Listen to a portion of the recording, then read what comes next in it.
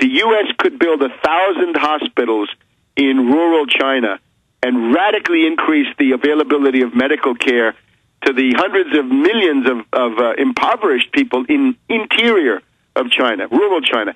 With Russia, it's perhaps even clearer.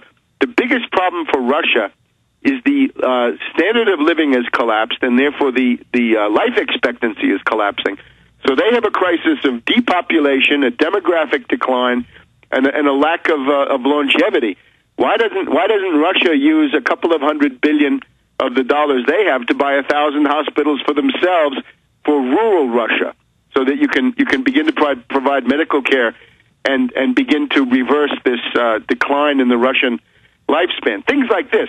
If you did that, you'd be reviving the industrial capital interest here in the U.S. Right now, we have the dictatorship of finance capital, right, of the banks. That's Obama. Mm-hmm. Our industrial capitalists have been basically taking it on the chin. It's a lot of it has to do with their incompetence over decades. But when you have General Motors bankrupt and Chrysler bankrupt and these other places, Delphi bankrupt, their subcontractors, you can see that industrial capitalism is going out of style here. I would urge other countries to use their dollars to buy things here, which would be good things for them to buy. These would be permanent advantages that they would gain. It would also tend to revive the U.S. real economy, as distinct from the Wall Street stuff that Obama's interested in, and it would revive industrial capitalists as a political force.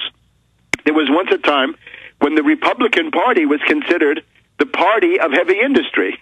It's not anymore. It's now the party of sweatshops and small business and union-busting employers in the South and things like this. I would say to Republicans, if you want to have a Republican Party, you should become the party of heavy industry once again. General Motors, what's good for General Motors is good for the country, is not a good slogan from my point of view, but it's better than whatever's good for J.P. Morgan Chase is good for the country. The General Motors one is a whole lot better because it has some basis in rationality. Well, they can provide real jobs. I mean, yeah, right, and they provide real products, and you can ride in these cars one way or another. But with the derivatives at J.P. Morgan Chase and Goldman Sachs, there's nothing that you can do. So you can't do it that way. So the big problem in the world is that the U.S. is now under the dictatorship of finance capital. Obviously, you need a new Bretton Woods. In other words, you need some kind of an international conference where governments, because this is the only way it can be done, would combine to recreate the basic conditions for world trade. Don't make it a gold exchange standard. Don't think that you're going to pay for everything in gold. That's what this article talks about. One of the options is to do everything on the basis of gold. That can't be done. There's not enough gold. That is very deflationary. Man, you imagine what the price of oil would be if you had to pay in gold? This would be for everybody. The price of oil would go to $5,000 or $10,000 a barrel because there's just not enough gold for 6 billion, 7 billion people.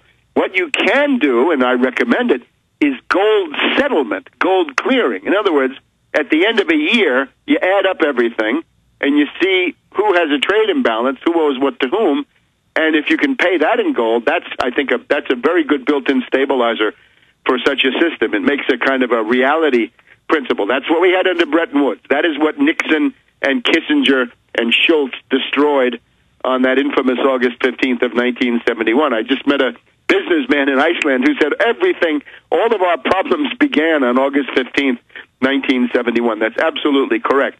So go back to Bretton Woods and see what the viable features of that were, and there were quite a few. But supplement it with the idea that the goal of all this is not monetary stability per se, but it's massive increases in employment, production, living standards, and world trade, because world trade is the biggest indicator of them all, right? That's the lifeblood of the planet.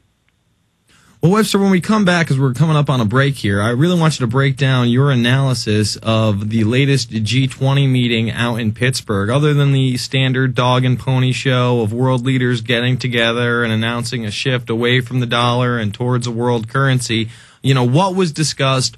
What are the policies that are coming out of that? What can we expect in the next 6 to 12 months? I mean, are we going to see a complete and total eradication of the dollar in these next 6 to 12 months? Are they going to wait 24 months? Are they going to wait 18 months?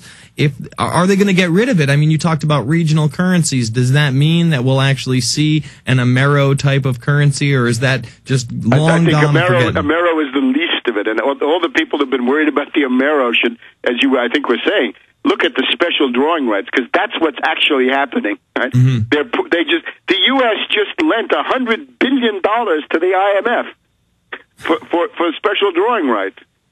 And those are in SDR units, right? Is a distant, it's an option for some point in the future. What's actually going on, as you say, day to day, you go to the IMF website, you can find the quotations for the SDR, every currency in the world expressed in SDRs, and they've just gotten basically $1 trillion from the world pumped in, and the U.S. has contributed $100 billion.